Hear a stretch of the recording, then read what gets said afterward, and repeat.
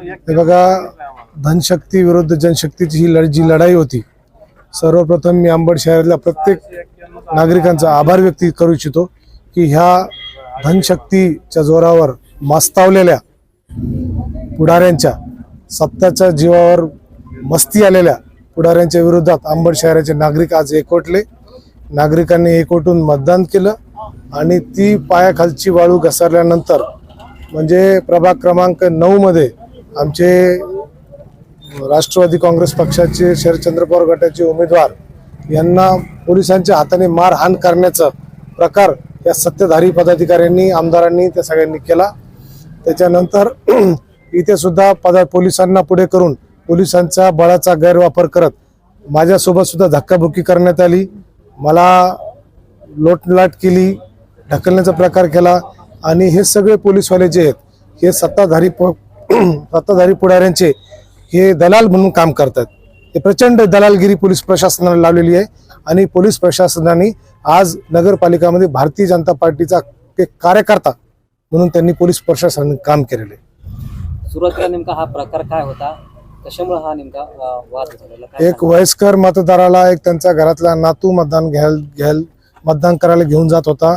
भारतीय जनता पार्टीच्या उमेदवारांनी त्यांच्या नातूला घाण शिव्या दिल्या. शिव्या दिल्यानंतर आम्ही त्याला म्हटलं, शिव्या द्यायचा तुला अधिकार नाही, शिव्या द्यायचा काय संबंध. त्याच्यानंतर पोलीस प्रशासन आमच्या अंगावर धावून आली आणि पोलीस प्रशासनाने आम्हाला लोटलाट केली. पोलीस प्रशासन म्हणण्यापेक्षा घोडके पीआय जे आहेत, घोडके पीआयने लोटलाट केली आणि हे सगळे सत्ताधारी पदाधिकाऱ्यांची हे दलाल आहेत. अंबड शहरामध्ये हप्तेखोरी वसुली करणारे हे लोक आहेत. नाही, धक्काबुक्कीचा हा प्रकार घडलेलाच नाही किंवा आम्ही त्याला काय धक्काबुक्की केलेली नाही. ते 100 मीटरच्या आतमध्ये बराचसा मॉब घेऊन येत होते.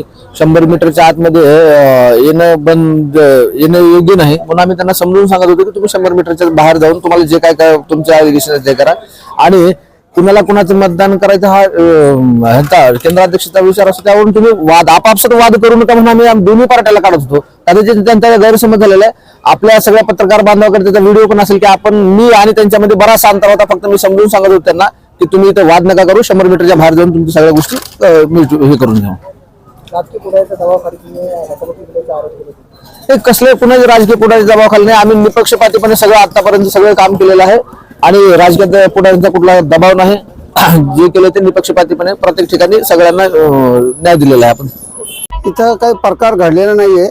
एकदम शांततेत मतदान झालेलं आहे आणि पोलीस प्रशासन असतील त्यांनी आम्हाला चांगलं मदत केलेली आहे. दोन्ही प्रत्येक पक्षाच्या उमेदवाराला आणि मतदाराला असा कोणत्याही प्रकारचा वाद झालेला नाही. शांततेत मतदान पार पडलं. या बूथवर 78% मतदान झालं आणि असा कोणताही वाद वगैरे झाला नाहीये.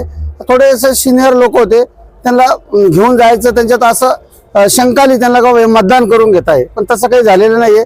आता इथं सोय नव्हती, थोडीशी व्हील चेअर नव्हती, तर वृद्ध व्यक्ती होते त्यांना घेऊन जात होते. प्रत्येक पक्षाचा वाटत होता बा याला घेऊन जा, याला मदत करा, पण असं काही झालेलं नाहीये. नाही असं काही नाही. विरोध त्यांचं चुकीचं आहे. विरोधकांनी पोलिसांनी आम्हाला मदत केलेली आहे. विरोधकांनी जे त्यांचं खोटा आरोप येते तेव्हा पोलीसवाल्याने नाही, पोलिसांनी त्यांची बाजू चांगली मांडलेली आहे. पोलिसांनी मदत केलेली आहे. कोणत्याही प्रकारचा वादविवाद काही घडू नये म्हणून त्यांचं काम आहे. पोलिसांचं त्यांचं कर्तव्य होतं, पण त्यांनी काही दाब वगैरे टाकलेलं नाहीये. त्यांनी त्यांचं काम व्यवस्थित केलेलं आहे.